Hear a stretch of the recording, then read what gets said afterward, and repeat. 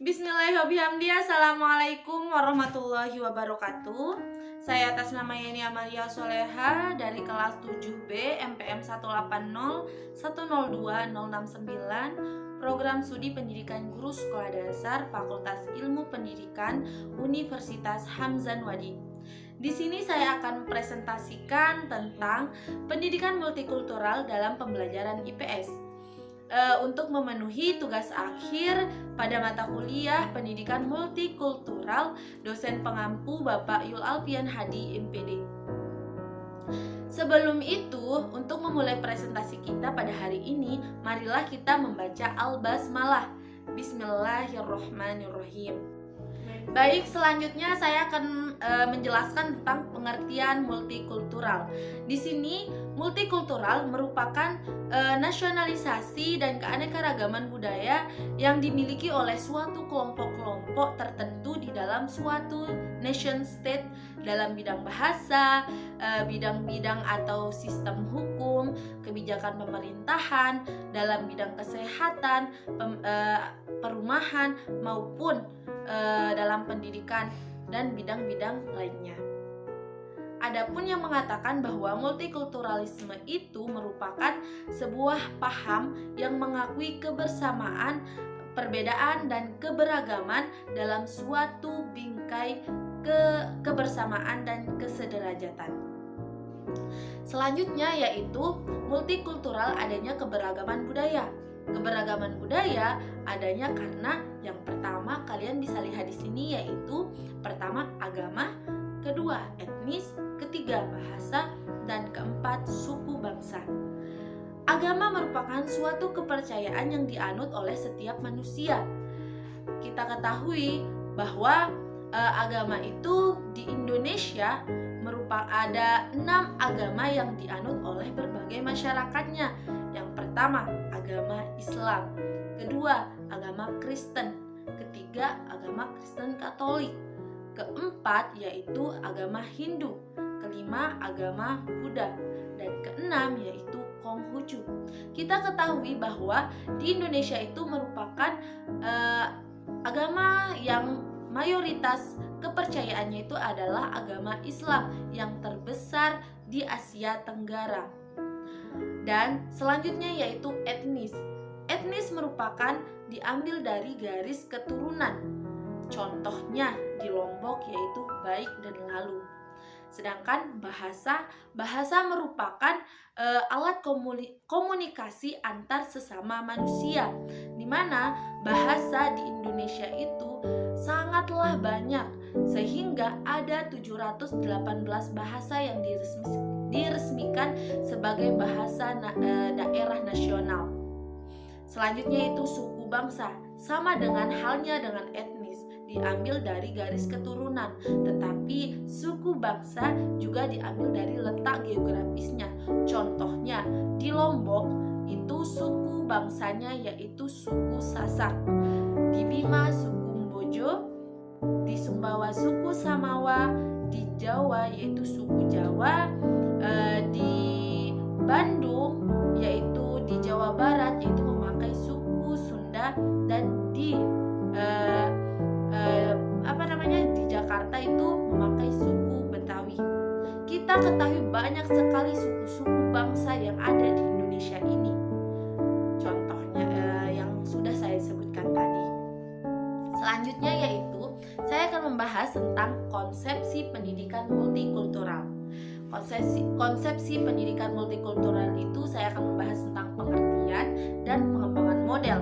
Pengertian itu ada pengertian pendidikan multikultural secara umum dan menurut para ahli. Sedangkan kalau pengembangan model itu juga dua, pengembangan model yang harus diorientasikan dan pengembangan model yang bertitik tolak dengan kompetensi siswa sebagai warga negara, yaitu memiliki dan menguasai. Saya akan membahas satu persatu yaitu dari pengertian pendidikan multikultural secara umum. Pengertian pendidikan multikultural secara umum itu merupakan konsep pendidikan yang muncul pada masa setelah Perang Dunia Kedua. Sedangkan adapun pengertian pendidikan pendidikan multikultural menurut pendapat para ahli. Saya ambil ada dua, yaitu menurut pendapat Hidayat tahun 2004 dan Asy'ari tahun 2004 juga. Di sini saya akan membahas pendapat dari Hidayat tahun 2004. Dia membahas tentang pendidikan multikultural. Menurutnya itu merupakan domain esensial yang harus dihadirkan di dalam sistem pendidikan di Indonesia. Sedangkan menurut Asy'ari bahwa pendidikan multikultural itu merupakan proses penanaman cara hidup menghormati, tulus, bertoleransi terhadap keberagaman budaya-budaya yang hidup di tengah-tengah masyarakat plural. Kalian tahu bahwa apa itu plural? Pluralisme itu merupakan diambil dari kata plural dan isme, di mana plural itu artinya paham akan keberagaman budaya yang berbeda-beda. Di sini kita diajarkan untuk menghargai perbedaan yang ada di dalam suatu wilayah tersebut. Selanjutnya yaitu pengembangan model pendidikan multikultural. Pengembangan model multikultural ini ada dua, pengembangan model yang harus diorientasikan, dan yang kedua pengembangan model yang bertitik tolak dengan kompetensi siswa sebagai warga negara, yaitu memaksa dan menguasai. Yang pertama yaitu pengembangan model yang harus diorientasikan. Ada 4, yaitu pertama, penanaman dan pemahaman dan kesadaran akan keberagaman dan kesatuan. Kedua yaitu pengintegrasian domain multikultur secara holistik ke dalam beberapa pelajaran. Ketiga yaitu pengembangan konsep dan generalisasi pokok pendidikan multikultur. Adapun yang keempat yaitu pengembangan model penilaian kompetensi multikultur. Dan selanjutnya yaitu saya akan menjelaskan tentang pengembangan model yang bertitik tolak dengan kompetensi siswa sebagai warga negara, yaitu memiliki dan menguasai. Ada 5, di mana yang pertama itu pengetahuan dan pemahaman terhadap keberagaman. Kita harus tahu apa itu keberagaman. Kedua yaitu sikap dan keterampilan hidup dalam keberagaman. Bagaimana cara kita bersikap dengan perbedaan-perbedaan yang ada di dalam suatu wilayah tersebut. Ketiga yaitu sikap dan keterampilan bertoleransi, berdemokrasi, dan berempati terhadap sesama.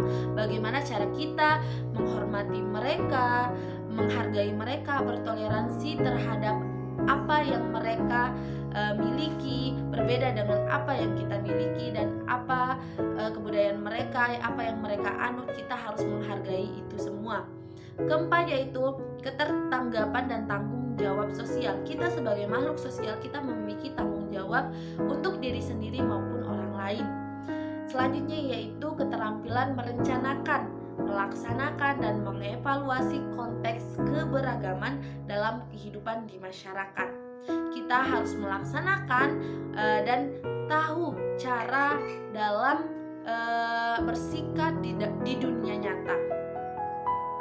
Selanjutnya yaitu pengembangan konsep pendidikan multikultural. Ada 6. Yang pertama, right culture dan identitas budaya lokal sebagai manifestasi jawaban globalisasi.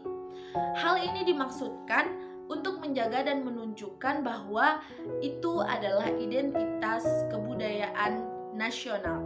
Kita ketahui bahwa di Indonesia maupun di negara lain adanya akulturasi dari budaya luar dengan budaya lokal, tetapi tidak menghilangkan sekali identitas budaya lokal tersebut.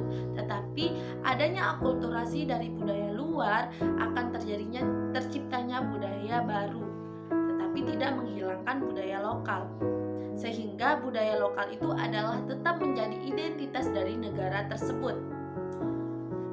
Kedua yaitu kebudayaan Indonesia yang holistik, yakni mewujudkan sistem nilai keindonesiaan di tengah nilai keberagaman. kita tetap dalam nilai keindonesiaan di tengah-tengah keberagaman, yaitu mentaati peraturan-peraturan yang sudah dibuat oleh pemerintahan dan mentaati peraturan-peraturan adat istiadat yang ada di wilayah tempat kita tinggal, sehingga kita bisa menghargai perbedaan yang ada di wilayah tersebut, dan kita juga bisa menjalankan nilai-nilai nilai-nilai yang sudah dibuat oleh pemerintah di negara kita. Ketiga, yaitu konsep pendidikan multikultur normatif, bukan sekedar deskriptif, sehingga tidak hanya mendeskripsikan mewujudkan kebudayaan Indonesia yang dimiliki oleh suatu bangsa secara menyeluruh. Di sini maksudnya itu kita tidak hanya menceritakan, tetapi ada kata konsep pendidikan multikultur normatif yang harus kita memiliki aturan-aturan tertentu yang memiliki tujuan-tujuan agar tercapainya suatu pendidikan multikultur yang baik, yang bisa berjalan dengan baik, lancar, dan terciptanya etika yang berbangsa. Keempat, yaitu pendidikan multikultur merupakan suatu rekonstruksi sosial, yakni sebagai alat untuk melihat kembali kehidupan sosial yang ada dewasa ini. Kelima, yaitu pendidikan multikultur di Indonesia memerlukan pedagogik baru yang tidak hanya terbatas di pendidikan sekolah saja, tetapi di sini maksudnya pendidikan multikultur itu tidak hanya di sekolah saja, tetapi di kehidupan real di masyarakat kita bisa mengetahui dan mendapatkan ilmu tentang keberagaman, perbedaan, bagaimana cara kita bersikap, menghormati sesama saudara, sesama manusia. Dan selanjutnya yaitu keenam, pendidikan multikultur bertujuan untuk mewujudkan visi kebangsaan di masa depan serta etika berbangsa. Di sini kita diajarkan dalam pendidikan multikultur itu untuk menjadikan kita manusia yang beradab, manusia yang beretika terhadap sesama saudara. Selanjutnya yaitu saya menjelaskan tentang tujuan pendidikan multikultur. Kita ketahui bahwa tujuan multikultur dari pengertiannya saja sudah kita tahu tentang cara menghormati, bersikap terhadap keberagaman. Ada 7 tujuan pendidikan multikultur. Yang pertama, meningkatkan konsep pemahaman diri. Kedua, meningkatkan sensitivitas terhadap orang lain dan masyarakat bangsa lainnya. Ketiga, yaitu meningkatkan keberterimaan dan pemahaman terhadap keberagaman, konflik sosial, budaya nasional, budaya dunia, nilai diri, dan perilaku sosial standar. Di sini sudah tahu bahwa tujuan dari pendidikan multikultur itu sangatlah signifikan untuk kita peka terhadap orang lain, bagaimana cara kita bersikap seperti apa yang sudah saya jelaskan tadi, bagaimana cara kita berterima atas perbedaan-perbedaan yang ada seperti karakter kita, budaya kita, apa yang kita anut, kepercayaan kita, suku bangsa kita, seperti perbedaan warna kulit juga. Di situ pendidikan multikultur sudah mengajarkan kita bagaimana cara kita menyikapi perbedaan tersebut. Dan keempat, meningkatkan kemampuan mengambil keputusan berdasarkan analisis dan sintesis terhadap masalah yang timbul dan pluralitas masyarakat. 5. Berpikir terbuka saat dihadapkan pada masalah. Nah, maksudnya di sini tuh tujuan pendidikan multikultur itu adalah memberikan kita berpikir luas terhadap permasalahan yang ada di dalam suatu wilayah, tidak langsung menghujat, tidak berpikir primitif, bukan hanya adanya budaya kita sendiri, tetapi ada budaya-budaya orang yang berbeda dengan kita dan kita bisa menerima budaya yang mereka miliki. Keenam, yaitu meningkatkan pemahaman terhadap bangsa, keterampilan berpikir, dan sikap kebersamaan dan perbedaan alamnya. 7 yaitu meningkatkan nasionalisme dan penghargaan terhadap bangsa lain. Selanjutnya yaitu metode mengajar visibel untuk mengembangkan dalam pendidikan multikultural. Ada 4. Yang pertama modeling, kedua trials and errors, ketiga false clarification teknik atau VCT, dan kelima conflict resolution. Di sini saya akan menjelaskan tentang modeling. Modeling itu adalah suatu contoh, kita bisa menjadikan diri kita sendiri atau orang lain menjadikan contoh teladan dalam menghayati nilai-nilai dalam kegiatan, nilai-nilai pluralitas dalam kegiatan real di dalam kelas. Seperti halnya menghormati agama teman-teman sekelas, tidak mengejek, tidak menirukan kepercayaan yang mereka ada. Trials and error, di mana trials and error ini merupakan memberikan kebebasan kepada peserta didik dalam bersikap, berpendapat, dan tidak mengekang di dalam suatu kelas tersebut. VCT itu adalah penjernihan, penjelasan, dan penyudaraan nilai-nilai lewat simulasi dan sosiodrama, sarasehan, diskusi, refleksi, dan sebagainya. VCT ini merupakan suatu evaluasi untuk diri kita sendiri untuk menjadi lebih baik lagi. Conflict resolution itu adalah mengajak siswa menggagas, menerapkan, dan merumuskan resolusi terbaik terkait dengan keberagaman kemasyarakatan, masyarakat lokal, regional, nasional, dan global melalui proyek kelas, refleksi, dan melaksanakan tindakan tentang sebuah permasalahan yang timbul karena pluralitas masyarakat. Selanjutnya yaitu pendidikan multikultural dalam pembelajaran PKN dan IPS. Nah, kita ketahui bahwa PKN itu merupakan mata pelajaran yang harus dibelajarkan kepada siswa dari jenjang SD sampai SMA maupun perguruan tinggi. Karena kita ketahui bahwa tensi pembelajaran PKN ini adalah bagaimana cara menjadikan siswa sebagai warga negara yang paham akan paham dan sadar akan literasi, akan hak dan kewajibannya sebagai warga masyarakat, bangsa, dan negara yang terikat dengan berbagai piranti hukum formal dan adat istiadat. Yang kita tahu bahwa kita dijadikan sebagai warga masyarakat yang baik, yang mentaati aturan, yang bertanggung jawab dan mengetahui hak dan kewajiban kita, seperti membayar pajak. Nah, sedangkan IPS itu merupakan ilmu pendidikan sosial, di mana mata pelajaran sebagai mata pelajaran yang harus dibelajarkan juga kepada siswa dari jenjang SD sampai SMA maupun perguruan tinggi. Kita ketahui bahwa IPS itu merupakan media strategis dalam pembentukan siswa menjadikan warga masyarakat yang sociable, yang ramah tamah akan saudaranya, temannya, yang bertanggung jawab, jujur, disiplin, dan bertoleransi terhadap sesama.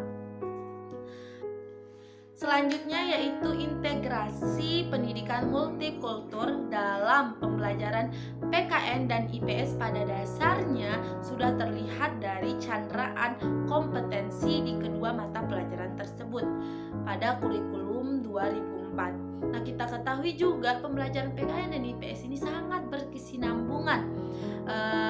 Tujuannya sama, yaitu menciptakan warga masyarakat, warga negara yang baik, yang sosial, terus ramah tamah, bertanggung jawab akan hak dan kewajibannya, dan bertoleransi terhadap sesamanya. Baik, mungkin hanya ini yang saya sampaikan. Kurang lebihnya mohon dimaafkan. Semoga apa yang saya sampaikan ini menjadikan suatu ilmu, penambahan ilmu untuk kalian semua. Dan saya hanya manusia biasa yang tak luput dari kesalahan, hilaf dari kata-kata yang keluar dari mulut saya. Sekian dari saya. Assalamualaikum warahmatullahi wabarakatuh.